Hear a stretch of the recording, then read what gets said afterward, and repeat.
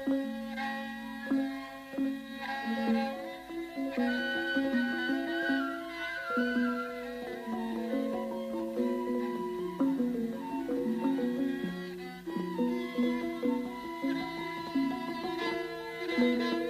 semua liku-liku perjalanan hidup, naik turun, kemudian ada penderitaan, kesengsaraan dalam memperjuangkan sebuah usaha ya, atau bisnis, itu jelas menjadi pelajaran yang luar biasa buat Mas Aris. Ini kalau kita ceritakan kepada sedulur-sedulur, tentunya ini bisa menjadi sesuatu hal yang sangat berguna karena sebagai komparasi dari pengalaman ya. Nah, ini yang membuat kita itu berpikir, menjadi tanda tanya dan cukup membuat penasaran ya Mas ya. Pada saat itu sudah mencapai tataran kesuksesan yang semakin kelihatan, semakin dinamis, progresif. Progresnya cukup bagus. Nah, itu biasanya kan orang itu begitu masalah sudah bisa teratasi, sudah bisa kembali berjalan dengan normal, bahkan lebih menyenangkan, itu kan biasanya orang terus ya sudah, untuk jalan spiritual atau cara-cara yang ditempuh melalui bacaan weton dan lain-lain itu kan biasanya sudah cukup sampai di situ ya, sudah dianggap selesai gitu. Udah, nanti kalau nggak butuh ya sudah, nanti dilakukan lagi pada saat butuh. Ini yang menjadi pertanyaan, itu motif seperti apa atau jalan, adakah jalan spiritual yang dilakukan oleh Mas Aris untuk mengembangkan usaha yang lebih maju, dan itu bagaimana, itu mungkin ada rahasia atau kunci-kuncinya, kiat-kiatnya, bisa share ke sedulur-sedulur. Ya, mungkin saya akan mengutarakan sedikit kepada para sedulur-sedulur semua. Jadi setelah itu semua tadi saya lakukan, itu langkah yang kemudian itu adalah, jadi sesuai pemikiran ya, pemikiran kita itu lahir di dunia, itu pasti ada yang melahirkan, yaitu ibu kita, dan itu kita punya orang tua bapak dan ibu. Nah, ini kebetulan memang bapak dan ibu saya kandung itu sudah meninggal. Jadi yang saya lakukan ya, yang pertama saya berbakti kepada bapak ibu yang masih hidup di dunia, tentunya mertua saya. Itu yang betul-betul saya upayakan, bagaimana saya meringankan, membantu meringankan beban kedua orang tua saya tersebut. Dan tidak berhenti di situ. Jadi untuk yang sudah meninggalkan kita, saya juga rutin sekali mengunjungi makam beliau. Jadi yang bagi orang tua saya yang meninggal itu saya kunjungi makamnya, saya marah-sowan, ziarah gitu ya. Iya, sekedar saya bersih-bersihkan, saya bawa bunga biar wangi, makamnya kelihatan bersih, saya berdoa di situ. Nah, seperti itu. Jadi, dan tidak berhenti di situ saja, masih punya mbah-mbah. Jadi makin di situ makin naik ke mbah-mbah kita, dan bahkan saya teruskan sampai detik ini, tetap saya upayakan rutin mengunjungi makam-makam leluhur besar Nusantara yang jelas-jelas sudah memerdekakan. Itu alasannya apa itu Mas? Alasan ya baik atau motivasi sehingga ya punya semangat untuk melakukan istilahnya ngopeni dan merawat para leluhur gitu ya. Ya, berdasarkan memang saya referensinya memang blognya Papi, itu saya terapkan betul, dan yang tentang berbakti kepada leluhur ya. Oh ya. Itu memang saya praktekkan sampai detik ini. Jadi saya berterima kasih sekali kepada beliau-beliau leluhur yang menurunkan kita, dan bahkan leluhur Ratu Gung Binantoro yang sudah sumare itu memang saya datangi. Itu saya upayakan datang, kalau memang Papi ada acara saya upayakan pasti saya ikut. Dan itu beliau sudah memang benar-benar nyata memberikan kemerdekaan kepada bangsa negara ini. Yang saya rasakan, saya bisa hidup sampai sekarang bahagia di dunia, punya usaha, itu kan karena juga jasa-jasa beliau di masa lalu yang memberikan warisan tanah, bahkan kemerdekaan, tanah perdikan lah istilahnya. Jadi alangkah durhakanya saya kalau sampai tidak bisa mengucapkan terima kasih kepada beliau-beliau itu. Dan apa yang terjadi setelah saya rutin melakukan itu semua, saya rasakan memang dalam setiap langkah hidup saya, tentunya sekeluarga ya, itu terjadi kemajuan secara baik finansial, ketenangan batin, Jadi cekcok di rumah itu hampir-hampir tidak ada, tidak terjadi. Anak-anak bahagia, sekolahnya juga bagus. Terus ya beneh lah istilahnya dengan orang tua. Nah itu harapan itu yang surgane wong tua istilahnya. Nek anake bekti bangun turut marang wong tuane. Berarti ini sama aja ya, surganya leluhur. Kalau anak turunnya berbakti pada beliau. Dan itu memang sampai detik ini saya upayakan selalu berkunjung kepada beliau-beliau yang sudah dahulu meninggalkan kita. Jadi mulai dari intinya ibu bapak yang masih hidup kita membantu meringankan beban beliau, kepada yang bapak ibu yang sudah meninggal mbah-mbah sampai makam-makam yang menurunkan kita lah, nggak usah jauh-jauh kemana. Nah, itu dan saya rasakan sampai saat ini luar biasa, artinya luar biasa manfaatnya. Dan satu lagi yang ini juga penting sekali bagi saya, itu memegang prinsip. Itu saya ambil dari serat Wedatama karya Gusti Mangkunegoro IV itu ya, yang cuplikannya itu sing sapa temen bakal tinemu. Jadi itu pupuh gambuh bait ke-57 serat Wedatama. Ya memang sing sapa temen bakal tinemu. Nugraha Geming Keprabon. Nugroho Geming Keprabon itu ya menjadi pribadi yang mukti wibowo, yang kajen keringan atau terhormat, tidak menjadi orang yang terhina, dihina, teraniaya. Dan itu memang betul-betul kalau ada acara dari kami di KKS ini, saya selalu berusaha untuk ikut dari mulai tahun ke tahun itu. Itu mulai tahun berapa ya, Mas? Saya mulai tahun 2013 ya? 2013. Ternyata nggak terasa wis 7 tahun ya? 2013 karena 2013 ya? Iya, kalau dulu kan saya panggil Papi ini Ki Sabda. Karena saking seringnya interaksi, ada suatu ikatan batin, menjadi bapak saya sendirilah yang membimbing saya setiap ketemu itu, memberikan ya istilahnya ular-ular atau wejangan, dan itu memang saya terapkan, itu menjadi sangat dekat dan itu saya anggap sebagai bapak sendiri. Jadi Papi ini hanya seperti bapak dan anak lah kepada saya. Memang pada prinsipnya gini, Mas. Jadi semua orang yang masuk ke dalam rumah ini ya, itu sudah kita anggap sebagai sedulur sendiri. Bahkan dalam hal membuat kopi, membuat minum teh itu ya monggo silahkan aja langsung membuat sendiri. Seperti rumah sendiri. Gawe kopi, teh sak lengasai. Jadi termasuk harus mencuci cangkirnya, kalau makan ya sekalian mencuci piringnya itu aja ya. Karena memang di rumah ini tidak ada asisten, jadi ya semua harus bertanggung jawab pada diri kita sendiri. Malah justru nggak ada asasan sing numpuk. Jadi kalau di dapur itu ya bersih, karena setiap yang habis make ya terus langsung nyuci. Dan tidak ada pakewuh dan bener-bener wis menjadi bapak kandung lah seperti itu. Karena memang pokoknya kalau sudah masuk ke rumah ini kita anggap sebagai sedulur sendiri, dan yang ya anak-anak dari manapun itu yang datang ke sini terus kemudian ngangsu kawruh menganggap kita orang tua, ya kita itu sudah memang jadi kayak muncul ada ikatan batin ya. Jadi kalau boleh dikatakan ki anak sing lahir dari kembang telenging hati. Jadi anak yang lahir dari lubuk hati yang paling dalam. Sebenarnya kalau saya melihat itu, anak itu ya tidak mutlak atau tidak perlu dibedakan dari siapa yang mengandung, siapa yang melahirkan itu ya, Mas. Anak itu ya yang kita lihat sebagai peran sebagai anak yang memang membutuhkan papi, mami, membimbing ya.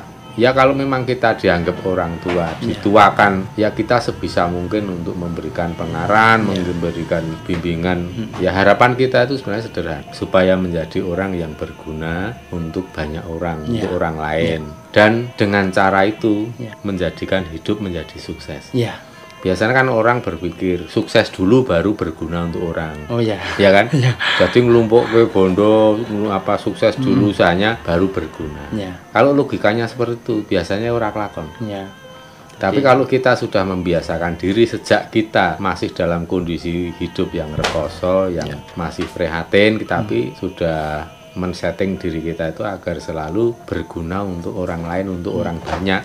Nah, itu seperti prinsipnya dalam ilmu Jawa, dalam ilmu kejawa atau kejawen. Semakin banyak kita memberi, semakin banyak kita memberi, semakin banyak kita menerima. Nah, itu bukan teori, tapi itu memang sudah hukum alam. Tapi dengan syarat kita memberi itu juga dengan tulusan keikhlasan. Yang kalau diibaratkan keikhlasan seperti apa, ya keikhlasan itu ya harus sempurna. Kalau diibaratkan ya kayak BAB gitu kan.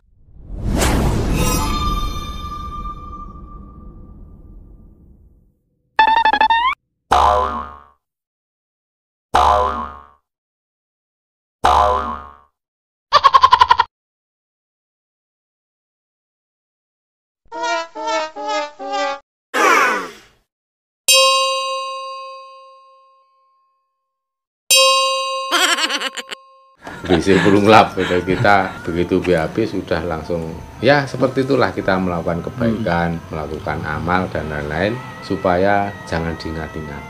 Kalau bisa ya sudah jangan diingat-ingat lah. Kalau ditanya kebaikan apa yang pernah kamu lakukan pada orang lain, ya lupa. Nggak apa ya, susah nginget-inget apa ya. Kayaknya kecil banget ya kebaikan yang kita lakukan. Itu memang idealnya seperti itu.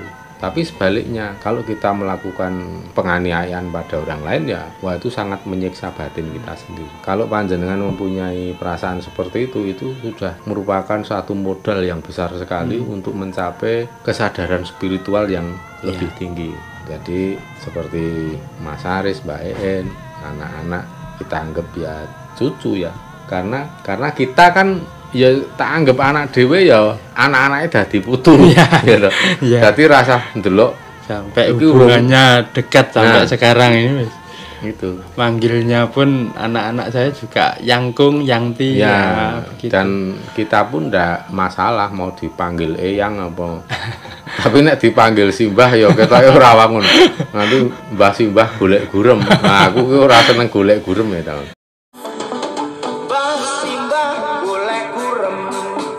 Konco salah ngajak bramesa-mesem, tarang reksa wilis tanpa patra, ora gampang wong urip ing alam donya.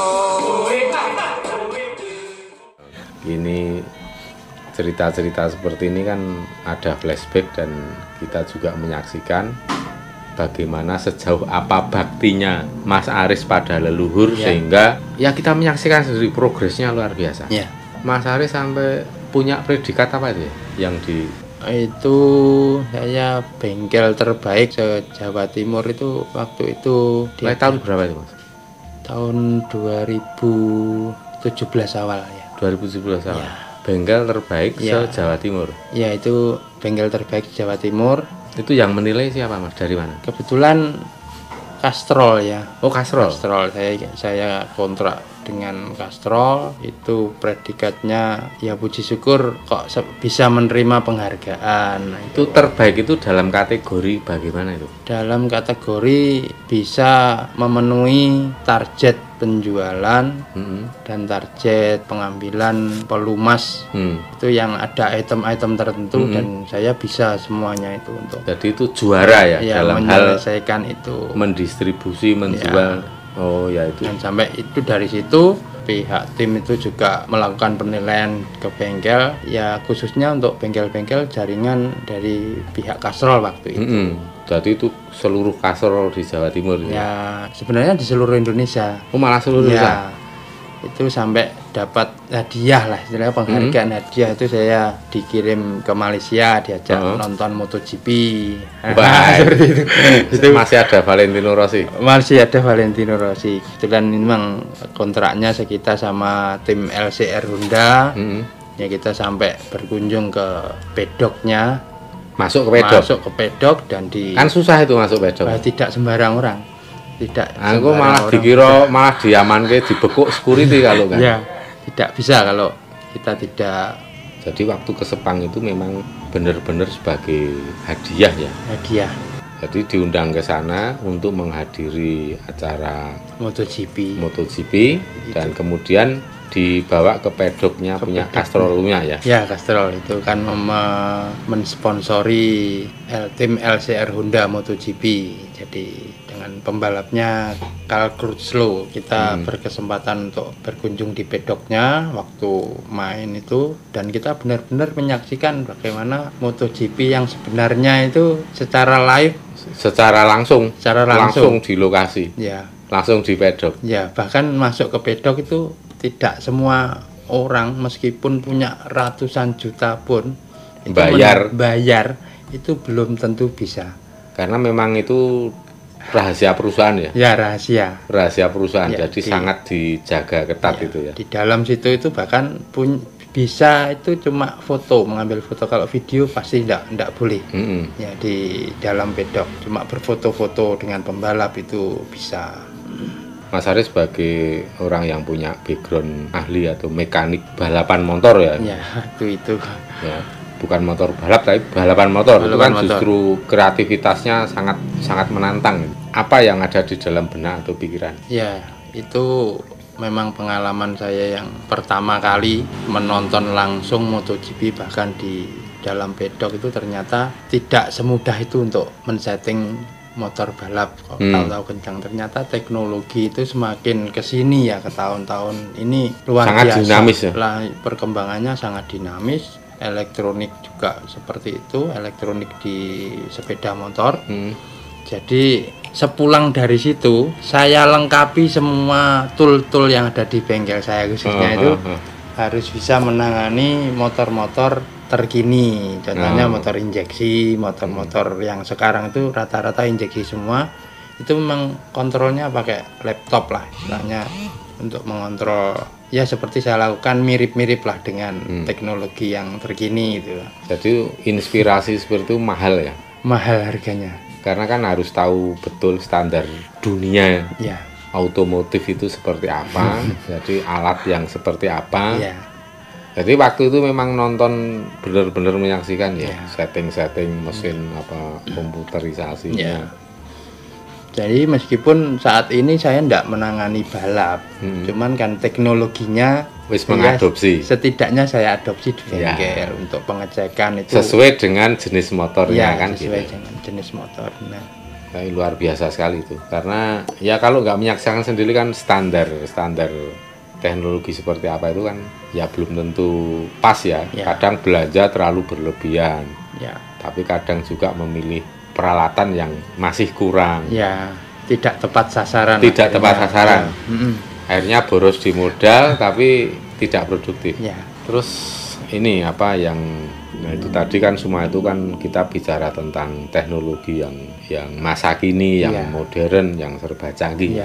Itu kan kalau kita pikirkan itu pasti pikirannya dan apa yang dilakukan oleh orang modern. Ya. Tapi di sisi lain ada yang namanya sisi spiritual. Ya. Ini Mas Haris masih kepikiran enggak? Ya, saya pasti percaya sekali. Saya percaya sekali itu tidak lepas dari peran para leluhur juga. Kenapa sampai seperti itu? Saya bisa berani sekali untuk ditarget perusahaan itu harus sekian itu berani sekali, karena semuanya dalam setiap doa itu kan mesti wilujeng rahayu kang tinemu, bondolan bejo kang teko saking ngersaning Gusti. Itu mantra itu. Iya, mantra pemberian yang Gusti Mangkunegoro yang keempat terutama. Itu memang setiap saya mau melakukan sesuatu, misalnya yang simpel itu, contohnya yang saya lakukan itu setiap akan tidur itu saya mengucapkan mantra itu tadi, wilujeng rahayu kang tinemu, bondolan bejo kang teko saking kersaning Gusti. Lalu saya tidur, bangun tidur pun saya tetap seperti itu, saya ucapkan lagi. Dan itu memang yang mendorong saya. Kenapa tadi tidak lepas dari peranan leluhur? Karena mantra yang beliau berikan dan saya terapkan itu ternyata memang bisa memacu semangat. Jadi secara nyata itu saya tidak takut menghadapi target-target yang diberikan oleh perusahaan kepada bengkel saya yang saya kelola itu. Tapi toh ternyata memang benar-benar goal gitu loh.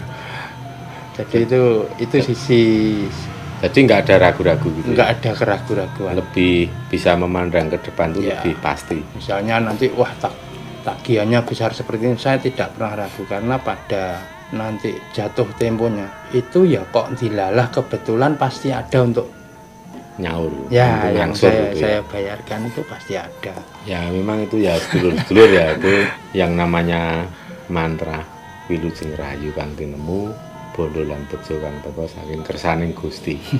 Itu memang mantra yang diberikan oleh leluhur, oleh beliau yang Gusti Mangkunegara keempat, kemudian juga oleh ibu mertua saya, itu supaya diucapkan setiap menjelang tidur dan setiap bangun tidur. Ya, Itu dilakukan setiap hari.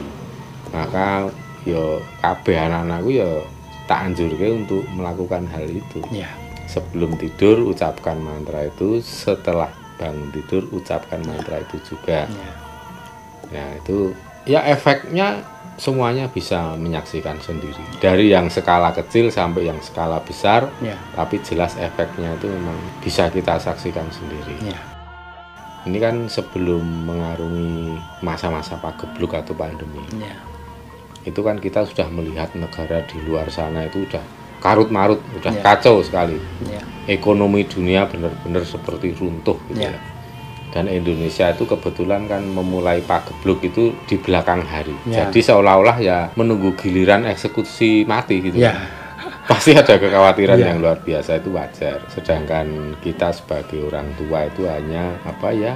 Ya memberikan wanti-wanti, memberikan nasihat, masukan ya, dalam banyak hal, terutama trik dan taktik siasat bagaimana saat kita melewati. ya, Nah, tapi jujur ya nih, kalau kita kan sebagai orang tua atau orang yang dituakan, itu kan tentu saja sudah memahami harus melakukan apa. ya, Sehingga kita bisa memberikan saran dan nasihat kepada yo kabeh anak-anak, Ya. seluruh anak-anak. ya, Tapi kan Papi Mami kan belum pernah bertanya satu persatu pada anak-anak semua. ya. Sakjane perasaan waktu mau menghadapi pagebluk itu piye gitu? Apa yang dirasakan? Oh ya, tentunya begini.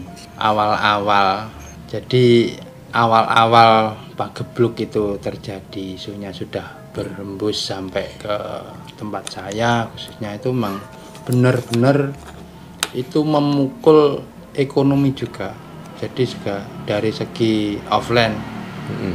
istilahnya di bengkel pun itu pemasukan menjadi turun drastis, bahkan sampai 60%, 70% turun.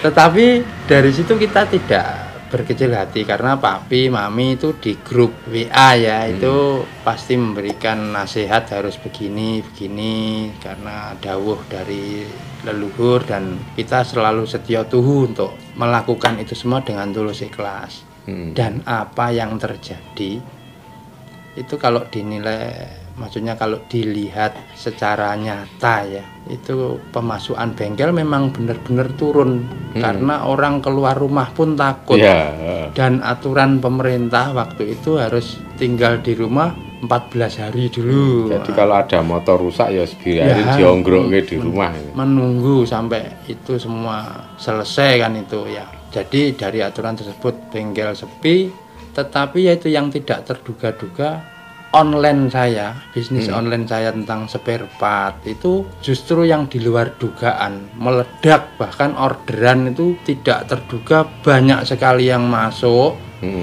Ya tentunya juga dari saya tidak kok serta-merta langsung rame, enggak ya, tetap kita berusaha secara real dari Ada usaha nyata, ada konkret. usaha nyata, itu dari Facebook, dari WA, status WA, Instagram. bahkan dari anjuran papi sendiri bikin channel YouTube Aris Jaya Motor Blitar itu.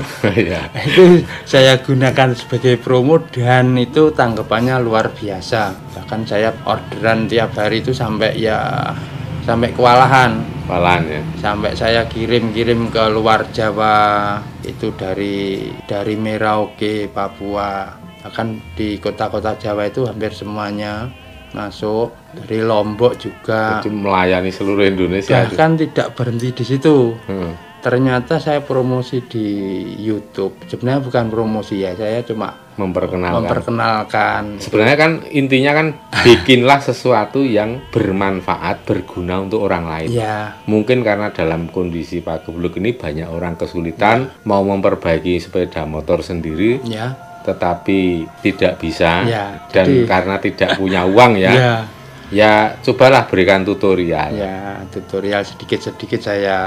Ya, contohnya cara menyetel rantai, cara ya apapun lah, memasang aki misalnya itu di channel YouTube saya. Memang saya berusaha untuk berbagi.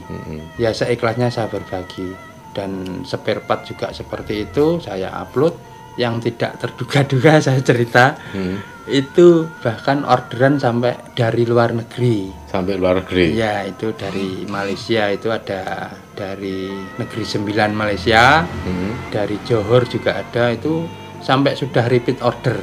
Itulah hal yang sebenarnya tidak diduga, tidak disangka, dan itu juga saya berpikir kembali lagi, itu semua pasti ada peran leluhur yang membimbing anak turunnya itu, karena sebagai bekti saya kepada beliau-beliau. Nah, itu dari sisi nyata maupun sisi spiritual yang saya pahami seperti itu. Ya, itu karena memang apa yang diperintahkan oleh para leluhur untuk menghadapi seperti ini, jangan ada kekhawatiran. Jangan ada kekhawatiran. Jangan ada kekhawatiran. Alam semesta itu tidak akan membiarkan makhluk hidup kelaparan. Ya kan? Kemudian leluhur juga tidak akan tinggal diam. Leluhur akan istilahnya akan membimbing, mengarahkan, atau akan membantu, menolong siapapun yang berbakti. Ya, karena kalau nggak dibuat skala prioritas ya anak turun itu banyak. Makanya leluhur kan membuat skala prioritas. Mana yang paling berbakti dulu, sini. Ya itu kan memang adil ya. Udah wajar lah seperti itu. Makanya yang kita sarankan dalam kondisi pandemi atau pagebluk seperti ini, ya cara yang paling tepat itu kita semakin merapatkan diri, semakin mendekatkan diri, bahkan ya lebih intensif justru berbakti kepada leluhur. Nanti biarkanlah leluhur itu yang akan nyarirani atau yang akan turun tangan sendiri. Karena prinsipnya begini, Mas. Leluhur itu bukan memberi uang cash, bukan memberikan sesuatu yang sifatnya sudah matang, bukan memberikan proyek atau pekerjaan, tetapi leluhur itu perannya itu adalah mendekatkan rezeki kepada diri kita. Hanya digiring rezeki itu agar supaya dekat. Setelah dekat, tugas kita lah untuk menjaring, menangkap rezeki itu. Nah, ini yang harus dilakukan. Semua orang harus menyiapkan jaringnya masing-masing. Baik yang kecil, yang sedang maupun yang besar. Soalnya apa? Jika ada ikan-ikan kecil lewat, ya jaring yang kecil itu yang akan mendapatkan. Kalau ada ikan-ikan yang ukuran sedang lewat, ya jaring sedang itu yang akan menangkap. Tapi giliran ada ikan-ikan besar, jaring kecil tidak mampu menangkap. Jaring sedang tidak mampu menangkap, ya jaring besar yang kita siapkan itulah yang akan menangkap. Dan hukum alam itu kan ikan kecil itu lebih banyak. Receh, rezeki receh sehari-hari itu kan lebih banyak ya, sedulur-sedulur. Nanti yang rezeki lebih besar itu jumlahnya tidak lebih banyak dari yang kecil tadi. Nah, rezeki yang besar lagi itu lebih jarang menghampiri. Nah, oleh sebab itu kita siapkan jaring itu ya berupa pekerjaan. Jadi tidak bisa kita itu selalu ritual terus, selalu ngomong spiritual, kemudian adanya laku prihatin siang malam terus, tapi tidak melakukan satu bentuk pekerjaan nyata. Itu tidak bisa. Dan leluhur tidak kerso, nggak mau seperti itu. Kita harus menjadi orang yang lumrah, yang tetap mau bekerja, tidak pemalas, tidak pemalu, tapi jangan malu-maluin, tapi tetap harus bekerja giat. Maka ciptakanlah jaring itu walaupun kecil, walaupun kecil biar nggak masalah. Yang penting kita siapkan. Jadi pekerjaan itu walaupun kita jual barang-barang yang murah, tapi lakukan. Karena dari yang kecil, jalan yang kecil itu kemungkinan akan menemukan celah atau jalur menuju ke jalan yang besar. Maka jangan pernah kita itu meremehkan pekerjaan-pekerjaan yang sifatnya itu sepele, yang sekiranya kok ini pekerjaan yang receh banget, yang remeh ini. Ya. Kita sering pengalaman kan mendapatkan pekerjaan besar justru dari pekerjaan yang kecil. Ya. Sekarang contohnya gini Mas, Api cuma minta waktu pas kita di Mojokerto ya, waktu itu malam ya, masih ingat ya? Ya. Kan Papa hanya minta, Mbok, YouTube daripada akunnya nganggur. Oh iya betul. Mbok diisi dengan aktivitas, misalnya aktivitas di bengkel. Ya taruhlah itu diisi dengan tutorial-tutorial. Nggak usah jauh-jauh mengharapkan dimonetisasi, kemudian ada iklannya, dapat. Nggak usah jauh-jauh lah. Kita terapkan prinsip uripe wong Jawa, ilmu kejawen. Bahwa hidup itu ya sebisanya harus berguna untuk orang lain, untuk orang banyak. Urip kudu murup. Lah saiki karena zaman modern. Murupa lewat YouTube. Gitu loh. Betul. Ya toh? Kan Papi nggak menyarankan, Mas gawe tutorial ben oleh duit. Oh ya. Betul, waktu itu Mang Papi bikinlah tutorial supaya ya biar berguna. Ya. Untuk orang banyak. Ya. Dengan tutorial itu bagi yang ingin melakukan perbaikan sendiri karena nggak punya biaya lebih ya, kan bisa menolong. Ya. Tapi apa jawaban alam semesta? Betul. Ya kan? Ya, justru bukan dari YouTube itu yang menghasilkan. YouTube mungkin sekarang belum menghasilkan apa-apa. Ya toh. Wong subscribe 1000 urung. Tapi ya mudah-mudahan 3 hari lagi wis nanti 3 hari wis tembus. Puji syukur. Ya itu ya ibaratnya itu anggap saja sebagai bonus. Tapi tetap yang namanya prinsip urip kudu murup tetap kudu diterapkan Mas. Walaupun YouTube itu nanti akan ada hasilnya. Tetap prinsipnya jangan selalu dilupakan atau ditinggalkan. Bahwa melalui media YouTube ini gunakan agar supaya uripe awake dhewe, hidup kita itu bisa murup atau berguna untuk orang lain. Ya, benar sekali. Nah, nyatanya ya orang kalau menanam padi kebaikan ya, rumput pasti kok tumbuh. Oh ya. Rumput itu ibaratnya ya rezeki itu. Uang. Sedangkan padi itu adalah kebaikan. Ya bikin vlog di sini tutorial untuk berbagi ilmu, menolong orang yang belum tahu. Akhirnya rumput berupa rezeki datang dari sisi lain. Karena memang begitu prinsipnya. Alam semesta ini akan memberikan balasan dharma yang kita lakukan melalui sisi lainnya. Akhirnya ya rezeki malah justru datang dari banjirnya order. Bahkan ini nanti malam ini setelah jam 12 malam ini ya, dulur-dulur Mas Aris harus pulang ke Blitar. Sampai Blitar sebelum jam 6 pagi. Karena besok pasti sibuk banget packing untuk kirim kemana aja besok? Besok ke Jawa Barat. Ke Jawa Barat? Ke Jawa Barat ya. Jadi Jawa Barat itu tadi banyak yang masuk order-order. Nah itulah dari sebenarnya kalau dipikir-pikir bengkel sepi tapi bisa tertutupi dengan online ya. Online itu tadi, jadi menjadi stabil sekali, jadi apalagi kalau sekarang sudah berapa ya, ada 3 bulan ini ya, yang tadinya stabil justru agak menanjak sedikit. Grafiknya mulai menanjak ya, mulai menanjak, jadi offline juga rame, sudah mulai tertata lagi, onlinenya juga menanjak. Nah itu yang luar biasa bagi saya. Nah itu sak tiba-tibane nemu bejo. Bener. Jadi kayak ini ya, seperti leluhur selalu nasihatkan, nanti siapapun kalau yang seneng marak sowan leluhur itu tidak bisa dicelakai orang. Dan hidupnya itu ya sak tiba-tibane nemu bejo. Tansah nyandung nyampar cempaka mulya. Jadi setiap langkah itu selalu jatuhnya ke dalam keberuntungan. Nah ini ilmu keberuntungan ini kan angel. Nah, ilmu bejo ini kan tidak bisa dikalahkan.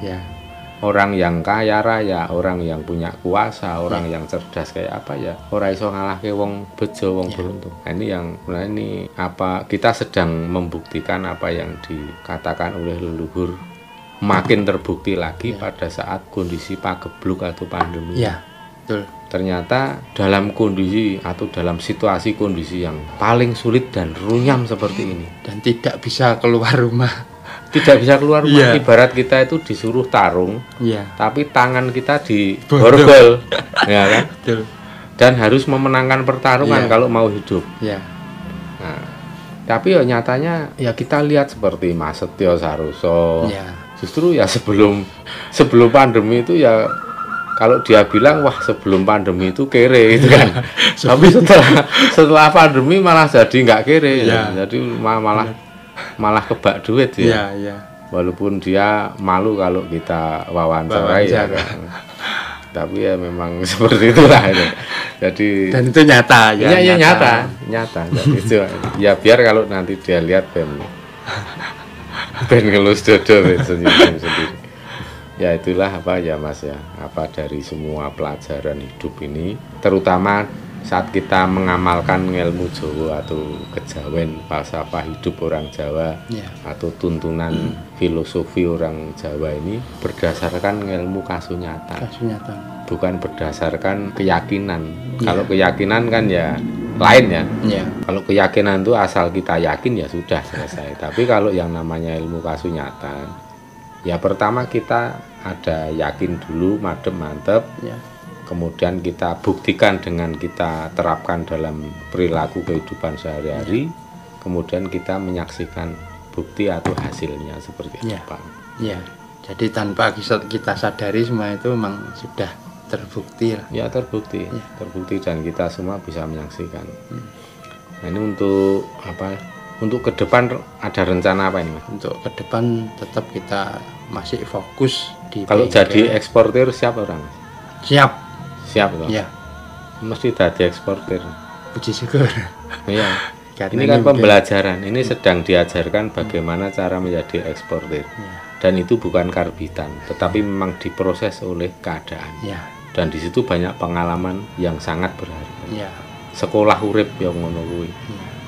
Dadi eksportir tenan. Puji syukur kabul. Yes, sedulur-sedulur, seperti ini apa yang bisa kami ceritakan, kami share kepada sedulur-sedulur semua. Harapan kami sebenarnya cukup sederhana. Mudah-mudahan berbagai kisah-kisah ini bisa menginspirasi kita semua, bagi menginspirasi sedulur-sedulur semua, para pemirsa YouTube Surya KKS yang budiman di seluruh Nusantara, bahkan dimanapun berada. Kami akan sangat senang sekali bila mendapatkan testimoni dari sedulur-sedulur, karena memang saya banyak membaca testimoni itu lewat komentar-komentar ya, yang kemarin soal bancaan weton dan lain-lain. Kita banyak sekali mendapatkan testimoni dari sedulur-sedulur yang mengaplikasikan atau menerapkan pengalaman hidup yang saya pribadi sharing, kemudian saya coba untuk men-sharing juga pengalaman pribadi dari anak-anak saya yang lainnya, supaya ya dari situ bisa membuat inspirasi bagi sedulur-sedulur semua. Karena kalau kesuksesan itu hanya kita rasakan sendiri, itu rasanya kok kurang menyenangkan. Saya lebih bahagia, lebih senang kalau sedulur-sedulur para pemirsa juga mengalami kesuksesan, bahkan lebih sukses. Saya justru sangat senang sekali. Artinya kita jadi manusia yang hidupnya itu normal gitu loh. Wajar. Bukan orang soleh, bukan orang ampuh, bukan ya.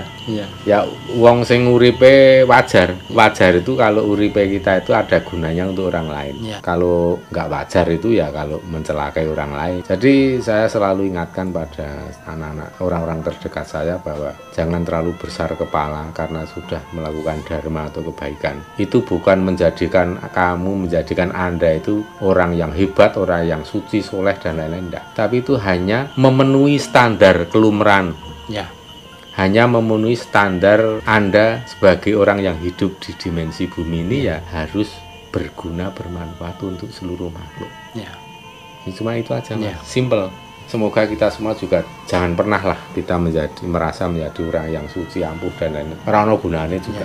Jadi demikian yang bisa kita sampaikan pada dulur semua pada kesempatan kali ini. Semoga ada manfaat dan dapat memberikan kontribusi bagi dulur-dulur yang ingin belajar tentang spiritual Jawa atau kejawen. Sebagai penutup saya sampaikan terima kasih atas segala atensinya. Tetap semangat. Hari esok kita semua semakin sukses. Jumbuh Kang Ginayo, kasembadan Kang Sinebyo, dadi Kang Pinuji. Wilujeng rahayu Kang tinemu, bondo lan bejo Kang teka saking kersaning Gusti. Suradira jaya ningrat lebur dening Pangastuti, jaya-jaya Wijayanti.